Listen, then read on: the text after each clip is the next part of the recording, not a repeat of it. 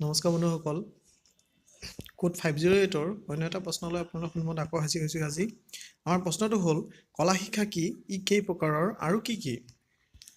আমাৰ উত্তৰটো হৈছে, কলা শিক্ষা হৈছে ব্যক্তিৰ কল্পনা কৌশল আৰু আৱিষ্কাৰৰ দ্বাৰা সৃষ্ট ধাৰণাৰ প্ৰকাশভংগী।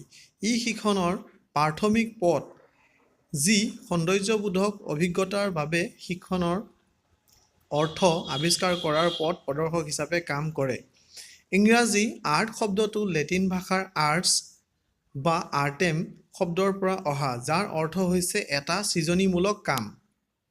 সাধাৰণভাৱে ক'বলৈ হ'লে বিভিন্ন কলাৰ জৰিয়তে নিজকে প্ৰকাশ কৰিবলৈ ল'ৰা-ছোৱালীক দিক নিৰ্দেশনা দিয়া প্ৰক্ৰিয়াটোকে কলা শিক্ষা বোলা হয়। কলাক দুটা বহল ভাগত ভগাব পাৰি। প্ৰথমটো দৃশ্য বা চাক্ষুষ কলা।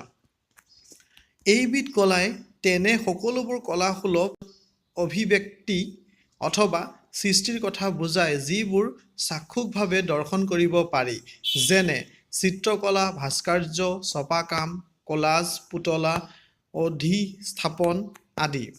দৃশ্যকলাক সাঁচি থ'ব পাৰি আৰু প্ৰদৰ্শনো কৰিব পাৰি, আৰু ইয়াৰ উদ্দেশ্যই হ'ল দৰ্শন আৰু সংৰক্ষণ। আমাৰ দ্বিতীয় পইণ্টটো হৈছে পৰিৱেশ্য বা প্ৰদৰ্শনমূলক কলা। প্ৰদৰ্শনমূলক কলা হৈছে য'ত শিল্পীজনে নিজে জড়িত হৈ কলা প্ৰদৰ্শন কৰে। ইয়াত শিল্পকাৰসকলে নিজৰ দেহ, শৰীৰ, মুখ আৰু উপস্থিতি মাধ্যম হিচাপে ব্যৱহাৰ কৰি যাক প্ৰদৰ্শন কৰা হয়, দেখা আৰু শুনা যায়, যেনে ভ্ৰাম্যমাণ সংগীত, নৃত্য, পুতলা নাচ, মুকা অভিনয় ইত্যাদি।